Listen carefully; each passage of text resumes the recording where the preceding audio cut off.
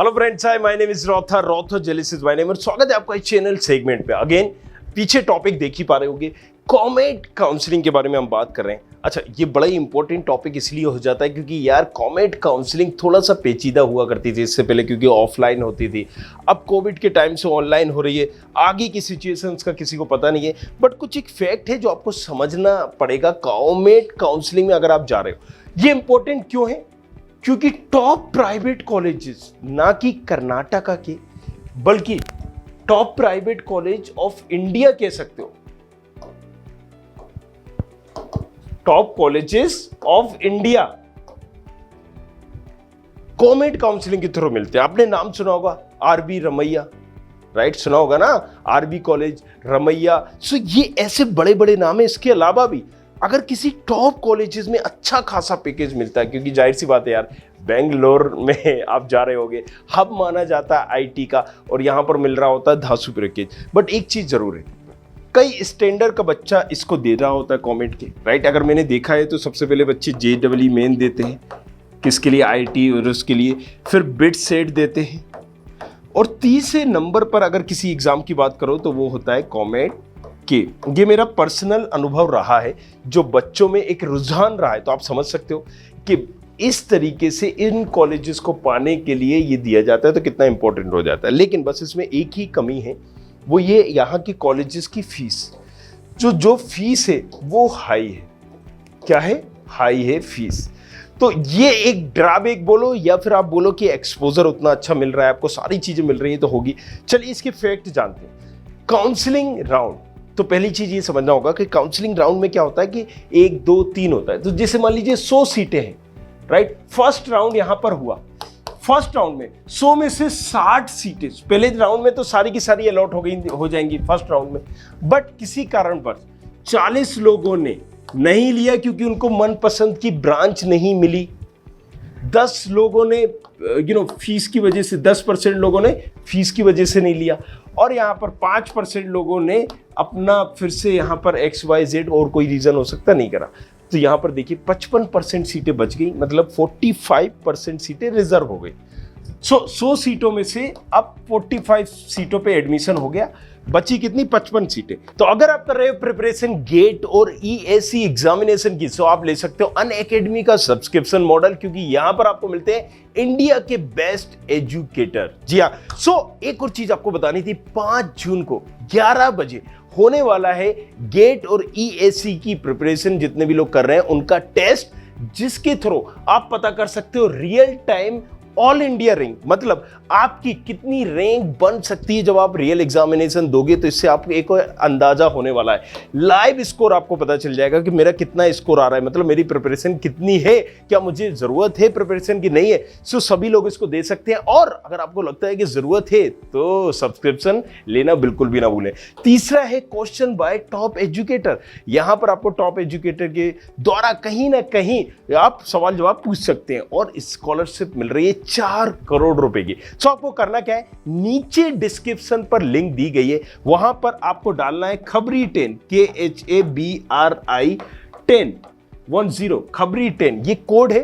फिर से मैं यहां पर लिख देता हूं क्लियर, खबरी 10 KHABRI खबरी, राइट, एंड 10 ये कोड आप जैसे ही डालेंगे नीचे डिस्क्रिप्शन पर, लॉग इन कर सकते हैं, रजिस्टर कर सकते हैं अपने आप को। जाओ 5 तारीख को 11 बजे टेस्ट दो और पता करो आपकी तैयारी कैसी है। और इसके बाद इनका अलग अलग जो सब्सक्रिप्शन दिया गया है, 6 मंथ का, 12 मंथ का, 18 मंथ का, आप अपने कंफर्ट के हिसाब से इसको चूज कर सकते हैं। तो राउंड 2 होगा, सेकेंड राउंड में ये 55 सीटें जाएंगी, और 55 में से मान लीजिए यहां पर, क्योंकि कई बार क्या ऑप्शन होता है कि अलॉट तो हो गई, लेकिन कई बच्चों को IITs मिल गया, NITs मिल गया, IIITs मिल गया, या उससे अच्छा बेटर कॉलेज मिल गया, किसी और स्टेट में मिल गया, किसी और स्टेट का गवर्नमेंट कॉलेज मिल गया, तो वो ये छोड़ सकते हैं ना। तो 55 में से भी सेकेंड राउंड में करीब करीब यहां पर 17 सीटें बच गई, तो अब ये थर्ड राउंड में चली जाएंगी। इस तरीके से ये राउंड सिस्टम होता है। तो फर्स्ट राउंड में पूरी सीटें होती हैं, सेकेंड राउंड में आपको कम सीटें मिलती है, थर्ड राउंड में और कम सीटें मिलती है, तो 3 राउंड होते हैं। Counselling section maximum of 7 session पर राउंड होंगे, राइट? इसको भी हमने समझाया हुआ है। Counselling stage, registration. अब स्टेज क्या होगा, सबसे पहले आपको रजिस्ट्रेशन करना पड़ेगा। मतलब रजिस्ट्रेशन का मतलब सीधा सा आप समझो, आसान शब्दों में, आसान भाषा में, टेल मी अबाउट योरसेल्फ। क्या आप अपने बारे में बताओ। तो वही सारी चीजें आपको भरनी होती है, नाम, माता जी का नाम, पिताजी का नाम, कितने नंबर मिले थे, 10th में कितने मिले थे, इसमें कितने में, फला फला XYZ आपसे पूछेंगे। इनकम सर्टिफिकेट है नहीं है, डोमिसाइल है नहीं है, आप कर्नाटका के हो क्या हो, वो सारी चीजें। रजिस्ट्रेशन के बाद आप देख सकते हो अपलोडिंग डॉक्यूमेंट। फिर आपको अपलोड करना पड़ते हैं डॉक्यूमेंट। कौन से डॉक्यूमेंट भाई, अगर आप किसी कैटेगरी में हो गए SC ST OBC तो वो डॉक्यूमेंट सबमिट करिए। अगर आप किसी और इनकम सर्टिफिकेट, आप बोल रहे हो कि 8 लाख से कम है तो इनकम सर्टिफिकेट सबमिट करिए। ये जो भी डॉक्यूमेंट आप क्लेम कर रहे हो वो डॉक्यूमेंट आपको देना होगा, और उसका होगा फिर थर्ड राउंड में वेरिफिकेशन। वेरिफिकेशन कैसे होगा, बैकएंड पे जो लोग बैठे होंगे कॉमेट काउंसलिंग के थ्रू, वो वेरीफाई करेंगे कि ये आपका जो डॉक्यूमेंट आपने प्रोवाइड किया है ये असली है, नकली है, सही है, नहीं है, ये सारी चीजें, राइट। सो अपने तरीके से वेरीफाई करेंगे। उसके बाद ऑप्शन दिया जाता है चॉइस फिलिंग का। फिर आप अपने हिसाब से चॉइस फिलिंग करते हो। पहले नंबर पे XYZ कॉलेज की XY ब्रांच, दूसरे नंबर पर XYZ कॉलेजेस की XY ब्रांच, तीसरे नंबर पर ये कॉलेज ये ब्रांच, चौथे नंबर पे मान लीजिए मैंने ये कॉलेज ये ब्रांच डाल दिया। अब इसका मतलब ये है, जब आप चॉइस फिलिंग कर रहे हो तो मुझे मेरी रैंक के हिसाब से, जो मेरी रैंक है, मान लीजिए XYZ मेरी रैंक है, रैंक के हिसाब से पहले नंबर पर मुझे ये कॉलेज मिल जाए। अगर पहला वाला नहीं मिल सकता है तो दूसरे नंबर पर ये मिल जाए, दूसरा नहीं मिल सकता तो तीसरे पे ये मिल जाए, तीसरा नहीं मिल सकता चौथे पे ये मिल जाए। तो ये चॉइस फिलिंग होती है। अलग अलग रैंक की, अलग अलग कैटेगरी की अलग अलग तरीके से चॉइस फिलिंग होती है। और ये बड़ा इंपॉर्टेंट है, क्योंकि पूरी काउंसलिंग का ये बोलो कि 90% इंपॉर्टेंट जो फैक्टर होता है वो काउंसलिंग ही होता है, राइट। किस कैटेगरी में कैसे चॉइस फिलिंग करना है, क्योंकि अगर आपने पहले नंबर पर ही कोई गलत कॉलेज, गलत ब्रांच डाल दी कंफ्यूजन में, आपको वही मिल जाएगा जो आपको कॉलेज चाहिए नहीं था। इसका मतलब है अब नीचे आप जा ही नहीं पा रहे हो काउंसलिंग से बाहर। अब आप कुछ कर ही नहीं सकते हो। तो कितना इंपॉर्टेंट है ये। और इसीलिए काउंसलिंग कैसे करना है, किस रैंक पर कैसे करना है, हमने एक ऐप से लॉन्च किया है, एप्लीकेशन लॉन्च की है, नीचे डिस्क्रिप्शन पर मिल जाएगी स्टूडेंट खबरी के नाम से। और अगर अभी उसको लॉन्च नहीं किया है, मतलब राइट इन्फॉर्मेशन अभी सारी चीजें नहीं दी है, तो 10 दिनों के अंदर आ जाएगी। तो आप जब भी ये वीडियो देख रहे हो, मेक श्योर करना स्टूडेंट खबरी का ऐप डाउनलोड कर लेना। पता चल जाएगा तुम्हें कि कितने नंबरों पे कौन सी रैंक है, और उस रैंक पर जो तुम्हारी रैंक है, जो कैटेगरी है, कैसे चॉइस फिलिंग करना है, किस कॉलेज को पहले डालना। फ्री एडवाइस होगी, लेना हो तो लो, वरना वापस। सो मेक श्योर करना है कि बड़ा इंपॉर्टेंट है, इसको सीरियसली लेना है। मैं बार बार बोल रहा हूं, काउंसलिंग से पहले बोल रहा हूं, ताऊ जी, दादाजी, दूसरों की ज्यादा लोगों की एडवाइस नहीं लेना है। खुद से इतना नॉलेज गेन करना है कि आप सही गलत समझ सको, राइट। क्योंकि अगर आप कंफ्यूज होगे, लोग फायदा उठाएंगे। Make sure this thing.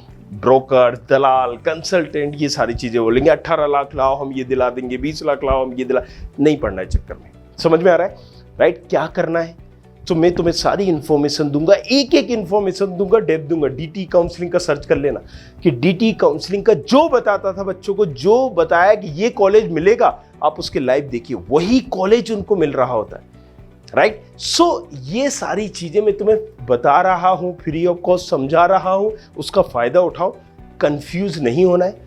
चलिए, तो ये 3 स्टेट, हु कैन अप्लाई। अब सबसे बड़ा पॉइंट है कि चलो ये सारी चीज हो गई, इसको अप्लाई कौन कर सकता है। पहली बात तो तुमने 12th किया हो, राइट। इंजीनियरिंग का एग्जाम दिया हो, कौन सा, कॉमेट के, राइट। 12th के बाद ही दोगे ना। इंजीनियरिंग करना चाहते हो तो कब करोगे, 12th के बाद करोगे। कॉमेट का एग्जाम दिया हो, नाटा एग्जाम क्वालिफाई या किया हो आपने, और दूसरा आपने इसमें अप्लाई किया, रजिस्ट्रेशन किया हो, तभी आप काउंसलिंग में पार्टिसिपेट कर सकते हो। तो पहली चीज तो 12th किया हो, कॉमेट का एग्जाम दिया हो। क्योंकि देखो अलग अलग स्टेट जो होती है ना, मैंने पहले भी वीडियो में बताया है कि हर स्टेट का, अब अलग अलग स्टेट है, स्टेट एग्जाम होता है और फिर होती है state counselling. State exam, state counselling. कई स्टेटों में वो कहते हैं कि हम एग्जाम नहीं करा रहे हैं, हम जेई मेन को ही अपना एग्जाम मान लेंगे, जेई मेंस को ही अपना एग्जाम मान लेंगे, और आप एक काम करो कि स्टेट काउंसलिंग हम देख लेंगे। अब जैसे एमपीडीटी क्या बोलता है, ये कहता है कि भैया हमारा जो है ना मध्य प्रदेश की काउंसलिंग तो एमपीडीटी कराएगा, लेकिन ये एग्जाम नहीं कराएगा, ये जेई मेन को ही मान लेगा। इस साल से 2 साल पहले यूपीएसडब्ल्यू भी अपना एग्जाम कराता था, यूपीएसडब्ल्यू भी अब कराने लगा है। ये भी कह रहा है कि हम जेई मेन को ही मान लेंगे। जेक चंडीगढ़ पूरा नहीं लिख रहा हूं, चलो जेक दिल्ली, तो इसी तरह से बहुत सारे हैं, ये सारे के सारे जेई मेंस को।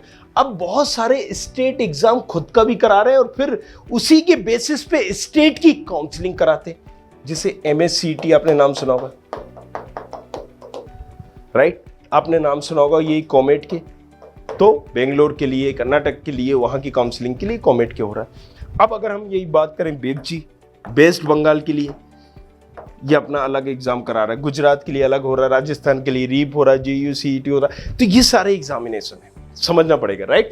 अब यहां पर एक चीज तो समझ में आपको आ गई होगी, राइट? क्या कि आपको उस स्टेट का एग्जामिनेशन देना है पार्टिसिपेट करने के लिए, और ये मैंने बता ही दिया था कि जिसने 12th पास किया हो वो दे सकता है। फिजिक्स, केमिस्ट्री, मैथ में, राइट, पर्टिकुलर आपके XYZ% होना चाहिए। अगर आप किसी कैटेगरी में हो और तो आपके 40% भी कंसीडर कर लिए जाएंगे, 40% अगर SC ST में हो, नहीं हो तो 45-50%। चलिए, however candidate appearing of the supplementary exam, right, अगर आपको सप्लीमेंट्री वगैरह आई है तो वो एग्जाम आपको पहले क्रैक करना पड़ेगा, क्वालिफाई करना पड़ेगा, तभी आप काउंसलिंग में बैठ पाओगे। तो वंस क्या होता है कि अगर पहला राउंड निकल गया और आपका सप्लीमेंट्री का रिजल्ट आ गया तो आप सेकंड राउंड में बैठ सकते हो।